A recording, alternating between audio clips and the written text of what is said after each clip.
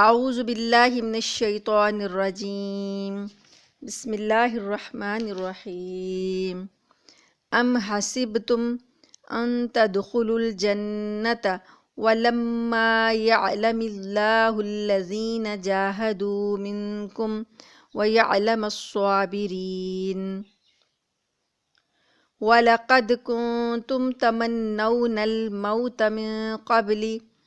أَنْ تَلْقَوْهُ فَقَدْ رَأَيْتُمُوهُ وَأَنْتُمْ تَنْظُرُونَ ام حسبتم، ام کیا، حسبتم تم نے خیال کر لیا، گمان کر لیا، کیا تم سمجھتے ہو، ان یہ کہ تدخلو تم داخل ہو جاؤ گے، الجنت جنت میں، کیا تم نے یہ گمان کر لیا، یہ سمجھ لیا کہ تم جنت میں داخل ہو جاؤ گے؟ وَلَمَّا اور ابھی نہیں، يَعْلَمِ اللَّهُ جانا اللہ نے، معلوم کیا اللہ نے، الَّذِينَ ان لوگوں کو جو جاہدو جہاد کرنے والے ہیں، منکم تم میں سے،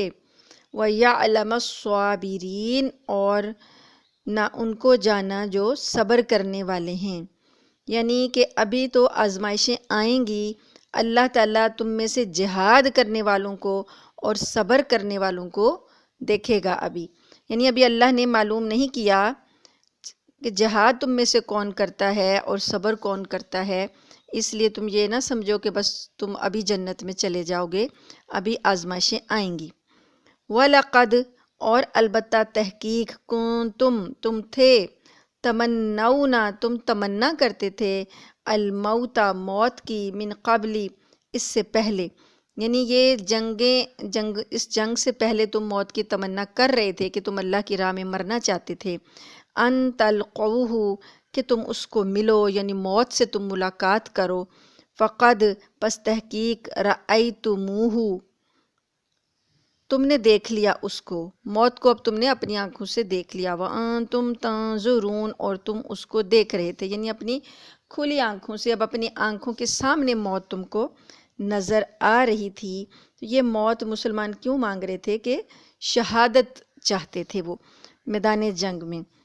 تو یہ ان آیات کا تعلق پچھلی آیات سے ہی ہے، وہی پس منظر ہے کہ اللہ تعالیٰ نے مسلمانوں کو جب تسلی دی،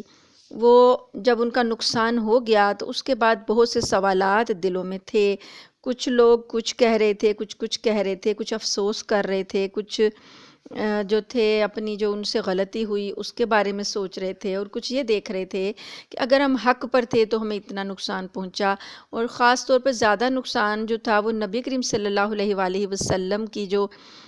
آپ کو جو چوٹ پہنچی تھی اس کی وجہ سے جو اتنا نقصان پہنچا، اس سے بھی دل گرفتہ تھے۔ اور جب 70 شہداء کو دفنایا تو ہر گھر میں کوئی شہید تھا، تو اس وجہ سے لوگوں کے دلوں میں کافی زیادہ کیا کہنا چاہیے کہ رنجیدگی تھی اور غم تھا۔ تو اللہ پاک نے بہت سی باتیں پھر کیں اپنے بندوں سے۔ دیکھیے نا کہ جب کہیں کسی کے ہاں کوئی نقصان یا وفات ہو جائے یا کوئی اور نقصان ہو جائے، تو جب دل غمگین ہوتے ہیں تو اگر کوئی بڑا آ کر آپ کو حوصلہ تسلی دے دیتا ہے اور آپ کے بارے میں ایسی باتیں کرتا ہے کہ جو آپ کے دل کو چھو جاتی ہیں، تو آپ کا غم ہلکا ہو جاتا ہے۔ تو اللہ پاک نے بھی یہاں پر مسلمانوں کو تسلی بھی دلائی ہے، اور سارا ایک طرح سے دوبارہ سے پس منظر بتایا کہ تم لوگ جو تھے، یہ بات جو ہے یہ تو اللہ پاک نے گردش ایام کی وجہ سے یہ تو ہوئی ہے، اور اللہ تعالیٰ تمہاری ایمان کو جانچ رہا تھا، اللہ تمہارے اندر شہید پیدا کر رہا تھا، اللہ تمہاری گناہوں کو، غلطیوں کو، خطاؤں کو پاک صاف کر رہا تھا۔ تو اب اللہ پاک فرماتے ہیں، ام حسبتم ان تدخلوا الجنت، کیا تم نے یہ گمان کر لیا کہ اللہ کی جنت اتنی سستی ہے، وہ تمہیں بس کلمہ پڑھنے سے ہی مل جائے گی؟ حالانکہ وَلَمَّا يَعْلَمِ اللَّهُ الَّذِينَ جَاهَدُوا مِنْكُمْ، اور ابھی اللہ نے تو دیکھا ہی نہیں ہے کہ تم میں سے جہاد کرنے والے کون ہیں۔ پہلے تو جہاد پر پابندی تھی، پہلے جنگ کرنے کی اجازت نہیں تھی، اب مدینہ میں آ کر جنگ کرنے کی، اپنا دفاع کرنے کی اجازت ملی۔ تو ابھی تو ایک جنگ بدر ہوئی ہے، ابھی یہ دوسری جنگ احد آئی ہے، اب تو جہاد کا موقع اب آیا ہے۔ اللہ تعالیٰ تم میں سے دیکھنا چاہتا ہے کہ کون جہاد کرتا ہے۔ وَيَعْلَمَ الصَّابِرِينَ، اور اللہ تعالیٰ یہ دیکھنا چاہتا ہے کہ کون صبر کرتا ہے، یعنی جنگ میں جب زخم لگتے ہیں، جب موتیں ہوتی ہیں تو کون صبر کرتا ہے، جب تکلیف پہنچتی ہے تو کون صبر کرتا ہے۔ تو یہ چیزیں دیکھ رہا ہے اللہ تعالیٰ تاکہ جنت میں پھر تم لوگوں کو اعلیٰ مقام عطا کرے۔ تو اس کے علاوہ ساتھ اللہ پاک نے یہ بھی بتایا ان کا بھی اپنا جو گمان تھا، مومنین جس گمان سے جنگ میں شہید ہوئے تھے، جس جذبے سے اور جوش سے جنگ میں شریک ہوئے تھے، وہ کیا کہہ رہے تھے؟ وہ کہہ رہے تھے کہ ہم شہادت کا جذبہ مرتبہ لینا چاہتے ہیں، اور نبی کریم صلی اللہ علیہ وسلم سے جوش سے دکھا رہے تھے کہ آپ شہر سے باہر چل کر لڑیں، ہم اللہ کی راہ میں شہید ہونا چاہتے ہیں۔ تو اللہ پاک فرماتے ہیں وَلَقَدْ كُنْتُمْ تَمَنَّوْنَ الْمَوْتَ مِنْ قَبْلِ أَن تَلْقَوْهُ، تم تو اس سے پہلے، موت کی ملاقات سے پہلے تم موت کی تمنا کر رہے تھے۔ فَقَدْ رَأَيْتُمُوهُ، اب تم نے اس کو دیکھ لیا، وَأَنْتُمْ تَنْظُرُونَ، اور تم اپنی آنکھوں سے موت کو دیکھ رہے تھے۔ تو اب جو ہے افسوس کس بات کا ہے؟ یہ تو تمنا تم نے خود کی تھی موت کی کہ تمہیں میدان جہاد میں موت آئے، تو اب وہ آئی ہے، اللہ نے تمہاری آنکھوں کو دکھلایا ہے، تو اب اس بات پر افسوس نہیں کرنا۔ تو اب اللہ تعالیٰ نے ایک طرح سے جیسے ہوتا ہے نا،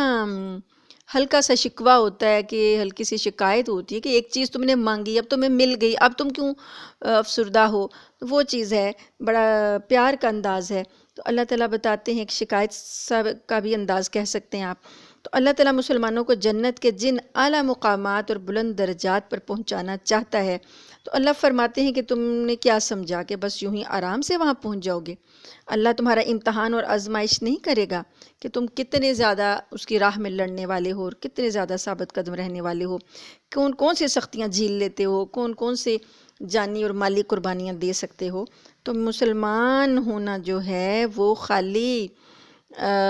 کلمہ پڑھ کے جنت میں جانے کے خواب دیکھنے والی بات نہیں ہے، یہ تو ایک بہت زیادہ اللہ کے آگے اپنے اس کلمے کو ثابت کرنے کے لیے بہت زیادہ قربانیاں مانگتا ہے۔ تو کچھ لوگوں سے اللہ تعالیٰ زیادہ قربانیاں لے لیتا ہے اور کچھ سے کم لے لیتا ہے۔ کچھ لوگوں پر جو زیادہ اولو العزم ہوتے ہیں، جو زیادہ اپنے ایمان کے پکے اور بڑے ثابت قدم ہوتے ہیں، ان پر آزمائشیں بھی زیادہ آتی ہیں۔ وہ وجہ یہ ہوتی ہے کہ ان کا ایمان اللہ تعالیٰ اور پکا کرنا چاہتے ہیں اور پکا کرنا چاہتے ہیں، اور اس کے بعد ان کو جنت کے اعلیٰ درجات کا حقدار بنا دیتے ہیں، وہاں پر ان کو دے دیتے ہیں۔ تو یہ کیا ہے؟ اسلام کے اندر آنا صرف اور صرف ایک آسانی والی بات نہیں ہے، بلکہ اس میں مشقت ہے، مجاہدہ ہے، ریاضت ہے، جنت کے حصول کے لیے کوششیں ہیں، راتوں کا جاگنا ہے، اپنے نفس کو کنٹرول کرنا ہے، اپنے مال اور اولاد کو اللہ کی خاطر قربان کرنا ہے، اللہ کی بات کو غالب کرنے کے لیے اپنی خواہشات اور اپنے خاندان سے ٹکر لینا ہے، یعنی بہت کچھ پیش آ سکتا ہے، اور کسی کو کچھ بھی، کوئی ایک چیز بھی پیش آ سکتی ہے اور کسی کو ساری چیزیں پیش آ سکتی ہیں۔ تو اللہ تعالیٰ نے اس لیے یہ کہا، علامہ اقبال فرماتے ہیں کہ یہ شہادت گہے الفت میں قدم رکھنا ہے، لوگ آسان سمجھتے ہیں مسلمان ہونا۔ تو یہ آسان نہیں ہے، مسلمانی نبھانی بہت مشکل ہے۔ تو یہ شہادت گہے الفت ہے۔ الفت کیا کہ محبت ثابت کرو نا اللہ کے ہاں، اللہ کے لیے جو تم نے محبت کی، اللہ کے دین سے جو محبت کی، اب اس کو ثابت کرو۔ تو یہ شہادت گہے الفت میں قدم رکھنا ہے، لوگ آسان سمجھتے ہیں مسلمان ہونا۔ اور ایک جگہ پر آپ فرماتے ہیں، علامہ اقبال فرماتے ہیں، چومی گویم مسلمانم بلرزم کہ دانم مشکلات لا الہ الا، چومی گویم مسلمانم بلرزم کہ تم نے مجھے مسلمان کہا، بلرزم تو میں لرز کر رہ گیا، کہ دانم مشکلات لا الہ الا کہ مشکلات لا الہ الا پڑھنے کے بعد جو مشکلات آنی ہیں وہ تو بہت زیادہ ہیں، تو مجھ پر تو کوئی مشکل آئی نہیں ہے، تو تم نے مجھے مسلمان کہا تو میں لرز کے رہ گیا کہ مجھ پر تو کوئی مشکل نہیں آئی، تو کہیں ایسا تو نہیں ہے کہ میں مسلمان ہوں کہ نہیں ہوں۔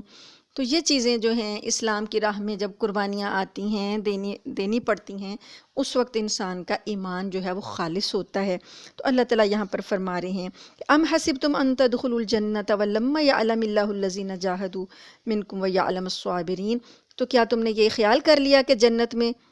ایسے داخل ہو جاؤ گے بس ایمان لانے کی وجہ سے؟ اللہ نے ابھی تو بہت کچھ تمہارے لیے معلوم کرنا ہے کہ جہاد کون کرتا ہے اور صبر کون کرتا ہے۔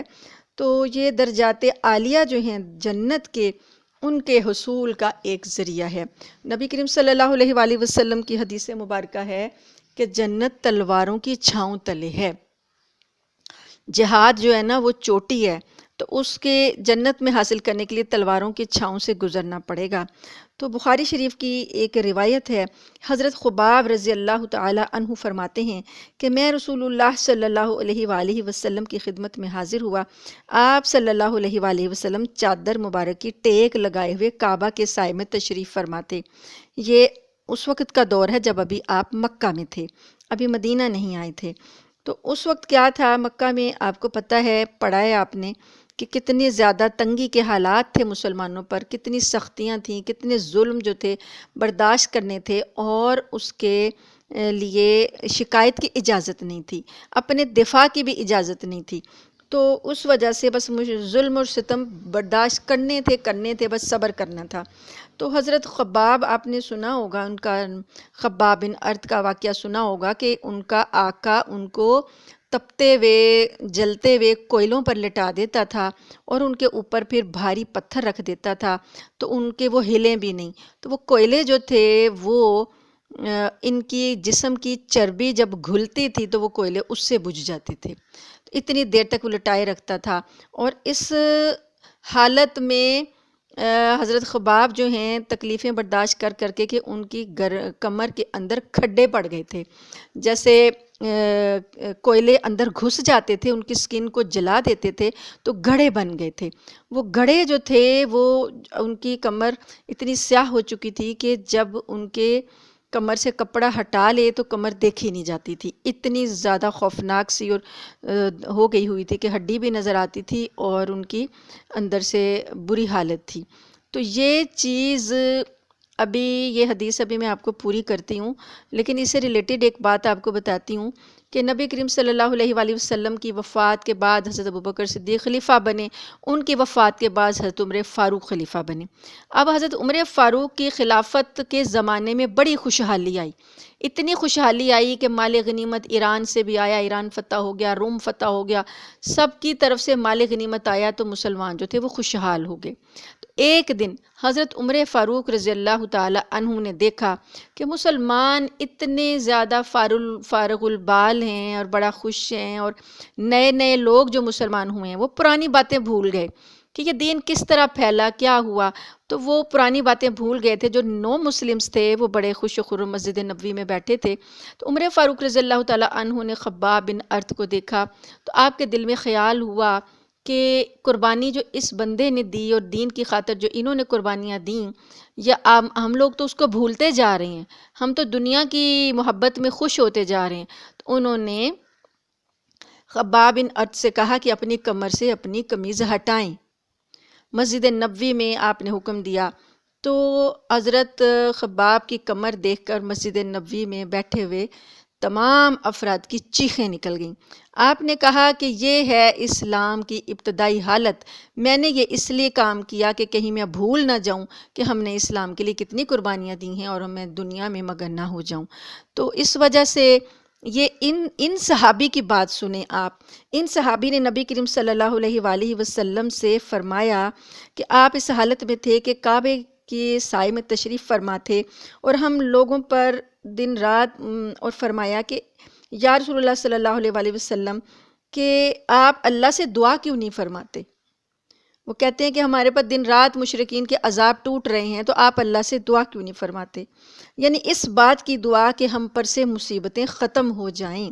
یہ سن کر رسول اللہ صلی اللہ علیہ وآلہ وسلم سنبھل کر بیٹھے اور آپ کا چہرہ مبارک سرخ ہو گیا۔ آپ نے فرمایا تم سے پہلے گزشتہ زمانہ میں ایسے لوگ ہوئے ہیں کہ لوہے کی کنگھیوں سے ان کا گوشت نوچ ڈالا گیا،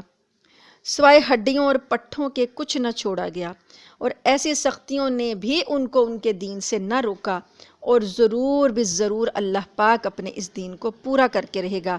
تم لوگ دیکھ لوگے کہ ایک اکیلا سوار صنع یمن سے حضرموت تک کا سفر کرے گا، اور سوائے اللہ عز و جل کے اس کو کسی کا ڈر اور خوف اس کے دل میں نہ ہوگا۔ یعنی کہ تم ہر کام میں جلدی چاہتے ہو، ابھی وہ وقت آئے گا، ابھی صبر کرو، یہ مطلب تھا اس کا۔ تو اندازہ لگائیں کہ اسلام جو ہے وہ کتنی قربانی مانگتا ہے۔ اسلام کا پودا جو ہے وہ تو ہر جگہ خون سے سینچا گیا ہے۔ ان ساری باتوں کو چھوڑ کر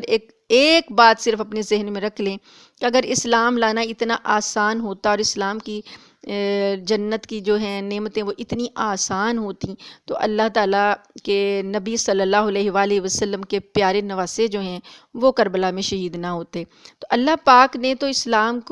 کے پودے کو سینچا ہی خون سے ہے، اس لیے جو جس قدر تکلیف اسلام کے راستے میں اٹھا لے گا اس کے مقامات اور اس کے درجات اللہ کے ہاں اتنے ہی زیادہ بڑھ جائیں گے۔ اب دوسری آیت میں جو اللہ تعالیٰ فرماتے ہیں کہ آپ لوگ تو خود موت کی تمنا کر رہے تھے، وَلَقَدْ كُنْتُمْ تَمَنَّوْنَ الْمَوْتَ مِنْ قَبْلِ أَنْ تَلْقَوْهُ، تم تو خود موت کی تمنا کر رہے تھے، خود خواہش کرتے تھے کہ تم شہید ہو جاؤ، موت تمہیں آئے جہاد میں۔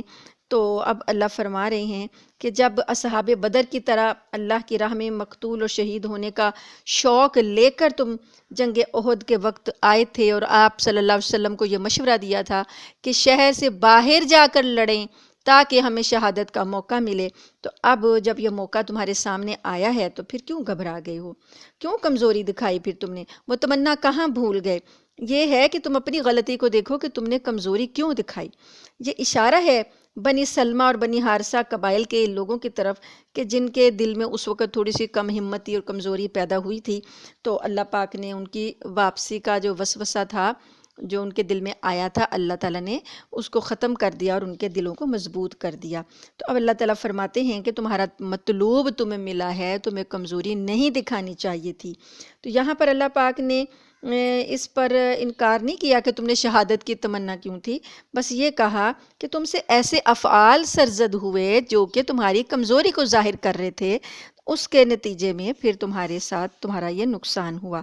اب دیکھیں کہ اللہ پاک کا انداز بیان کتنا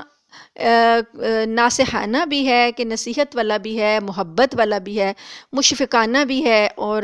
مسلمانوں کو تسلی بھی دی جا رہی ہے۔ اب جب یہ ساری باتیں کھول کے اللہ نے رکھیں تو سارے جو غمزدہ دل تھے ان کے اندر سے غم کے بادل چھٹ گئے اور ان کے اندر پھر دوبارہ سے نئی توانائی جو ہے مومنوں میں بھر گئی۔ اگلی آیت دیکھیے، اگلی آیت ہے آیت نمبر 144۔ وَمَا مُحَمَّدٌ إِلَّا رَسُولٌ قَدْ خَلَتْ مِن قَبْلِهِ الرُّسُلُ أَفَإِن مَّاتَ أَوْ قُتِلَ انقلبتم عَلَىٰ أَعْقَابِكُمْ وَمَن يَنقَلِبْ عَلَىٰ عَقِبَيْهِ فَلَن يَضُرَّ اللَّهَ شَيْئًا وَسَيَجْزِي اللَّهُ الشَّاكِرِينَ۔ وما محمد، اور نہیں ہے محمد، الا رسول، مگر ایک رسول، قد خلت، تحقیق گزرے ہیں، من قبل ہی ان سے پہلے، رسول اور رسول کی جمع رسل، ان سے پہلے بھی رسول گزر چکے ہیں۔ افا اماتا، کیا پس اگر ان کا انتقال ہو جائے، موت آ جائے، ماتا موت آ جائے، وفات پالیں، او قتیلا، یا یہ قتل کر دیے جائیں یا شہید کر دیے جائیں، یہ لوگوں سے خطاب کہا جا رہا ہے۔ او قتلا انقلبتم، اگر ان کو قتل کر دیا جائے تو انقلبتم، کیا تم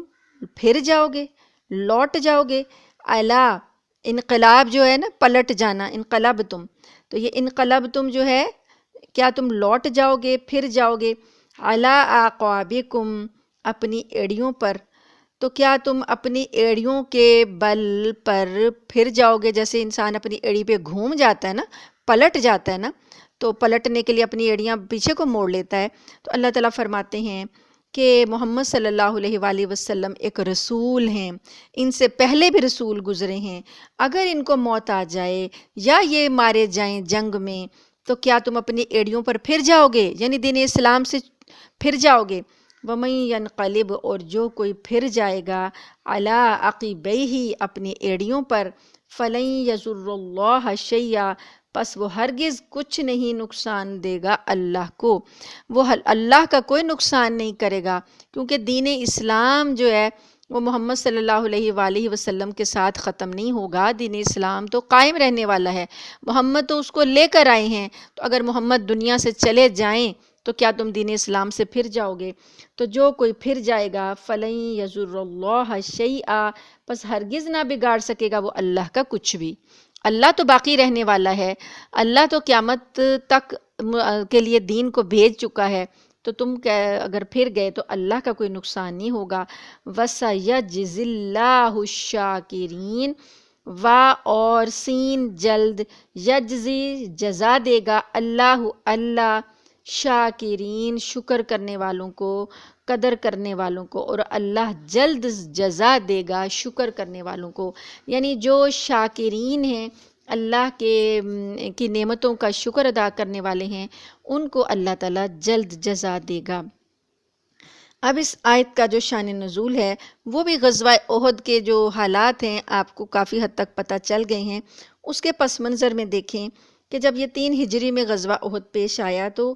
اور شروع میں آپ کو بتایا تھا نا کہ شروع میں مسلمان جم کر لڑے تھے۔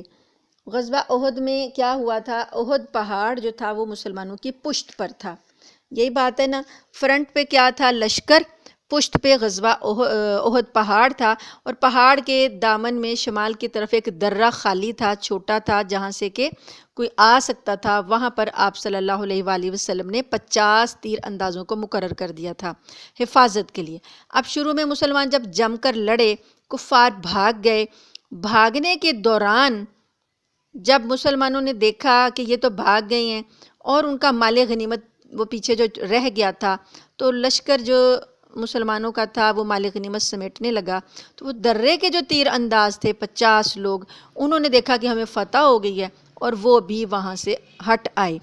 عبداللہ بن جبیر نے ان کو منع کیا تھا کہ یہاں پر رسول صلی اللہ علیہ وآلہ وسلم نے سختی سے بتایا تھا کہ یہاں یہ درہ تم نے خالی نہیں چھوڑنا، لیکن انہوں نے کہا کہ یہ تو وقتی حکم تھا، اب تو فتح ہو گئی ہے، اب سب لوگ مال غنیمت لے رہے ہیں، تو انہوں نے ان کی بات نہ سنی اور چلے گئے وہاں سے۔ 12 لوگ بس پیچھے بچے۔ اب خالد بن ولید اس وقت کفار کی طرف سے لڑ رہے تھے، انہوں نے جب پیچھے مڑ کے دیکھا درہ خالی ہے، وہ بڑے اس وقت کے جنگجو تھے، بڑے عقل مند تھے، انہوں نے پلٹ کر پیچھے سے آ کر حملہ کیا، اور مسلمان بالکل اس حملے کے لیے تیار نہیں تھے، اور انہوں نے جب حملہ کیا تو کیا ہوا، پیچھے جو بھاگنے والے مسلمان کافر تھے انہوں نے بھی دیکھا کہ ہمارا لشکر پیچھے آ رہا، تو انہوں نے بھی واپس ہو گئے وہ بھی۔ اب وہ فرنٹ سے بھی آگے، بیک سے بھی آگے، آگے اور پیچھے سے، تو مسلمان درمیان میں گھر گئے۔ جب مسلمان درمیان میں گھر گئے، افراتفری پھیل گئی، کسی کو کچھ پتہ نہ چلا یہ ہوا کیا، اتنی وہ حادثاتی طور پر، ناگہانی طور پر یہ بات ہوئی، کسی کو سمجھ ہی نہیں آئی کہ ہوا کیا۔ اب مسلمان حیران بھی تھے اور بھی سنبھلے بھی نہیں تھے، تو ایک کافر جو تھا بڑا شقی قسم کا، اس نے مشرک نے کیا کیا، ایک بھاری پتھر نبی کریم صلی اللہ علیہ وسلم پر پھینکا، اور اس سے کیا ہوا، آپ صلی اللہ علیہ وسلم کا چہرہ انور زخمی ہوا، اور آپ کا ایک دانت جو تھا وہ شہید ہو گیا، اور آپ کے جو اس کی قوت تھی، پتھر کی قوت تھی، اس کا جھٹکا اتنا شدید تھا کہ آپ ایک گھڑے میں گر گئے، اور اس میں جو آپ نے اوپر خود پہنا ہوا تھا، لوہے کا خود، اس خود کی ایک کڑی جو تھی آپ صلی اللہ علیہ وسلم کے رخسار مبارک کے اندر کھب گئی، وہ لوہے کی کڑی تھی، وہ اتنی اندر کھب گئی کہ آپ کا رخسار مبارک بھی جو تھا وہ زخمی ہو گیا، ماتھے پر بھی زخم لگا، سر بھی پھٹا۔ جب آپ پیچھے کو گر گئے گھڑے میں، تو آپ کے سر کا پچھلا حصہ جو تھا وہ ٹکرایا، تو آپ کا سر بھی پھٹا۔ تو اتنی زیادہ جب یہ تکلیف آپ صلی اللہ علیہ وآلہ وسلم کو پہنچی، تو اس دوران جو آپ گر گئے نیچے، تو حضرت مصعب بن عمیر رضی اللہ تعالی عنہ، ان کی شباہت بہت زیادہ تھی نبی کریم صلی اللہ علیہ وآلہ وسلم سے، وہ بھی اس دوران شہید ہو گئے۔ اب کسی نے دیکھا آپ کو، تو کافروں نے یہ اطلاع غلط افواہ پھیلا دی کہ محمد صلی اللہ علیہ وسلم جو ہیں وہ شہید ہو گئے ہیں، تو یہ بات جب مشہور ہوئی تو مسلمان جو تھوڑے بہت ہی رہی سہی ان کے اندر ہمت تھی وہ بھی ختم ہو گئی، وہ اتنے حواس باختہ ہوئے۔ تو کچھ لوگوں نے کیا کیا، مسلمانوں کا دل ایسا چھوٹا ہوا کہ کچھ لوگ تو وہیں ڈھیر ہو گئے، بیٹھ گئے، ہمت چھوڑ گئے۔ کچھ نے کہا کہ سب بھاگ رہے ہیں تو ہم بھی بھاگ جاتے ہیں، ان کے تھوڑا سا بد دل ہو کر وہ بھی بھاگے۔ اور اس کے بعد کچھ نے یہ کیا کہ تلواریں پھینک دی کہ جب نبی کریم صلی اللہ علیہ وسلم ہی نہیں رہے دنیا میں تو اب ہم نے لڑ کے کیا کرنا ہے، اب ہم نے جنگ کر کے کیا کرنا ہے۔ تو اللہ تعالیٰ نے یہ بات ساری جو ہے وہ بتائی ہے کہ محمد صلی اللہ علیہ وآلہ وسلم کے اس طرح کی افواہ کے بعد تم لوگوں نے کیا کیا کچھ کیا۔ اللہ فرماتے ہیں کہ محمد صلی اللہ علیہ وآلہ وسلم ایک رسول ہیں، وہ اللہ کا دین لے کر آئے ہیں، ان سے پہلے بھی رسول گزر چکے ہیں۔ اگر وہ موت آ جائے، ان کو وفات وہ پا جائیں یا ان کو قتل کر دیا جائے تو کیا تم اللہ کے دین سے واپس پھر جاؤ گے، واپس کفر کی طرف چلے جاؤ گے، اس دین کو چھوڑ کر واپس مڑ جاؤ گے؟ واپس کہاں جانا ہے؟ پہلے شرک سے مسلمان ہوئے ہیں تو دوبارہ سے کفر میں جانا ہے، تو کیا کرو گے تم؟ اب یہ جو ہے واقعہ، اس واقعے میں جب حضور صلی اللہ علیہ وآلہ وسلم کی افواہ پھیلائی گئی تھی تو یہ افواہ جو ہے یہ بھی انہوں نے جان بوجھ کر پھیلائی تھی، انہوں نے مشرکین نے جان بوجھ کر یہ افواہ پھیلائی تھی تاکہ مسلمانوں کے لشکر کے اندر افراتفری پھیل جائے۔ تو یہاں پر جو منافقین تھے نا، تو انہوں نے یہ کہا بھی، یہ جملہ بولا بھی کہ جب محمد صلی اللہ علیہ وآلہ وسلم قتل ہو گئے ہیں تو ہمیں اپنا پہلا دین اختیار کر لینا چاہیے۔ ایک کسی نے کہا کہ اگر وہ نبی ہوتے تو وہ قتل ہی کیوں ہوتے؟ بعض نے کہا کہ جب حضور ہی نہ رہے تو ہم زندہ رہ کر کیا کریں گے؟ تو اس وقت پھر اللہ تعالیٰ نے تھوڑی دیر کے بعد حضور صلی اللہ علیہ وسلم کو تھوڑا سا افاقہ ہوا، جب آپ پر بے ہوشی طاری ہوئی، اس کے بعد اللہ نے آپ کو افاقہ دیا، آپ اٹھے اور آپ نے آواز دی، آپ نے کہا الیہ عباد اللہ، الیہ عباد اللہ، میری طرف آؤ اللہ کے بندو، انا رسول اللہ، میں اللہ کا رسول ہوں۔ آپ کی یہ آواز سن کر لوگوں نے، میں سب سے پہلے حضرت کعب بن مالک جو تھے انہوں نے آپ کو دیکھا، پہچانا، اور انہوں نے اس آواز کو اور آگے پہنچایا، للکارا کہ اے مسلمانوں بشارت حاصل کرو، رسول صلی اللہ علیہ وسلم یہاں موجود ہیں۔ تو یہ آواز جو تھی ایک طرح سے صحابہ کرام کے اندر زندگی کا پیغام دے گئی۔ وہ لوگ خوشی سے پلٹے، واپس پلٹے اور سمٹ کر سارے کے سارے حضور صلی اللہ علیہ وآلہ وسلم کے گرد اکٹھے ہونے لگے اور آپ کے گرد انہوں نے حلقہ بنا لیا۔ اس وقت میں انہوں نے، کافروں نے مزید زور لگایا، انہوں نے کہا کہ اب یہ جو زخمی ہوئے ہیں تو ان کو یہاں پر اب ان کا کام ختم کرنا ہے، تو انہوں نے مزید نیزے، تلواریں یوں پھینکیں۔ تو حضرت ام عمارہ جو ہیں وہ اور ابو دجانہ جو ہیں وہ، یہ لوگ آپ صلی اللہ علیہ وسلم کو بچانے کے لیے آپ کے اوپر ڈھال بن گئے، اور انہوں نے زخم جو ہیں اپنی کمر پر کھائے اور آپ کی طرف چہرہ کر کے آپ کے لیے ڈھال بنے رہے دائیں سے بائیں سے۔ اور ام عمارہ نے اس جنگ میں ایسی شجاعت دکھائی تھی کہ آن صلی اللہ علیہ وسلم فرماتے ہیں کہ مردوں سے زیادہ وہ پامردی کے ساتھ ڈٹی رہیں۔ میں جدھر دیکھتا تھا، کبھی دائیں سے، کبھی بائیں سے، کبھی آگے سے، پیچھے سے، مجھے ام عمارہ ہی نظر آتی تھی میرا دفاع کرنے کے لیے۔ تو یہ ایک موقع تھا کہ اللہ پاک نے مسلمانوں کو بھی ایک غلطی سدھاری ان کی۔ اب ان واقعات کو نظر میں رکھ کے آپ دیکھیں، جو پیچھے آیات آپ پڑھ کر آئے ہیں تو آپ کو سمجھ آ جائے گی کہ اللہ تعالیٰ نے مسلمانوں کو کن کن باتوں سے تسلی بھی دی ہے اور ان کی کمزوریوں کا ذکر بھی کیا ہے۔ تو اللہ فرماتے ہیں کہ جو کوئی وَمَن يَنْقَلِبْ عَلَىٰ عَقِبَيْهِ، جو کوئی اپنی ایڑیوں پر پھر جائے گا، فَلَن يَضُرَّ اللَّهَ شَيْئًا، تو وہ اللہ کا کوئی نقصان نہیں کرے گا۔ وَسَيَجْزِي اللَّهُ الشَّاكِرِينَ، اور اللہ شکر کرنے والوں کو بہت جلد جزا دے گا۔ تو اب یہاں پر وہ بات بھی آپ کو یاد ہوگی کہ جب حضور صلی اللہ علیہ وآلہ وسلم اصل میں وفات پا گئے، جب آپ کا وصال ہو گیا 11 ہجری میں، تو اس وقت بھی صحابہ کرام کا یہ حال ہوا تھا۔ حضرت عمر فاروق رضی اللہ تعالیٰ عنہ جیسے مضبوط صحابی جو تھے، اتنے شجاع اور مضبوط فیصلے والے، ان کو بھی جب پتہ چلا کہ حضور صلی اللہ علیہ وآلہ وسلم کا انتقال ہو گیا تو آپ نے غم کے صدمے میں آپ کو ہوش نہیں رہا تو آپ نے تلوار نکال لی اور کہا کہ جو شخص یہ کہے گا کہ حضور صلی اللہ علیہ وسلم دنیا سے چلے گئے، میں اس کی گردن اڑا دوں گا۔ تو حضرت عثمان غنی جو تھے وہ بھی بار بار ان پر غشی طاری تھی، بے ہوش ہو رہے تھے۔ اس موقع پر حضرت ابوبکر صدیق رضی اللہ تعالی عنہ نے یہ معاملہ سنبھالا تھا، اور آپ رضی اللہ تعالی عنہ آئے تھے مسجد نبوی میں، اور انہوں نے آ کر آپ کے چہرہ انور سے کپڑا ہٹایا اور دیکھا، زیارت کی، چوما ماتھا اور روئے، اور اس کے بعد مسجد نبوی میں آ کر لوگوں سے یہی آیت پڑھ کر ان کو سنائی، وما محمد الا رسول قد خلت من قبلہ الرسل افإن مات او قتل انقلبتم على اعقابکم ومن ينقلب على عقبیہ فلن یضر اللہ شیئا وسیجزی اللہ الشاکرین، کہ محمد صلی اللہ علیہ وسلم اگر گزر گئے ہیں تو وہ تو انہوں نے جانا ہی تھا، کیونکہ ان سے پہلے بھی رسول جو ہیں وہ آئے اور فوت ہو گئے، تو اب ان کے جانے کے بعد تم اپنا دین چھوڑ دو گے، تم اللہ کا دین چھوڑ دو گے، واپس شرک کی طرف چلے جاؤ گے۔ تو صحابہ اکرام کہتے ہیں کہ یہ آیت سن کر ہمارے اوپر ایک سکینت سی طاری ہوئی، ہمیں سکون ملا، اور حضرت عمر فاروق رضی اللہ تعالی عنہ کہتے ہیں کہ ہمیں لگا کہ یہ آیت آج نازل ہوئی ہے، ہمارے لیے یہ آج اللہ نے نازل کی ہے۔ تو اس آیت کو پڑھ کر حقیقت ان کے سامنے آ گئی کہ نبی کریم صلی اللہ علیہ وسلم نے تو ایک دن جانا ہی تھا، اصل کام جو ہے وہ اسلام کا ہے، کہ اسلام کو اب، اس دین کو جو وہ اب ہمیں دے کر گئے ہیں، اس کو ہم نے آگے جاری و ساری رکھنا ہے۔ تو اللہ تعالیٰ فرماتے ہیں وَسَيَجْزِي اللَّهُ الشَّاكِرِينَ، اللہ تعالیٰ شکر کرنے والوں کو جلد جزا دے گا۔ تو یہ بات جو ہے لوگوں کو اس وقت ایسی تسلی ملی، تو لوگوں نے کہا کہ نبی کریم صلی اللہ علیہ وسلم کا جو مشن ہے وہ ہم زندہ رکھیں گے۔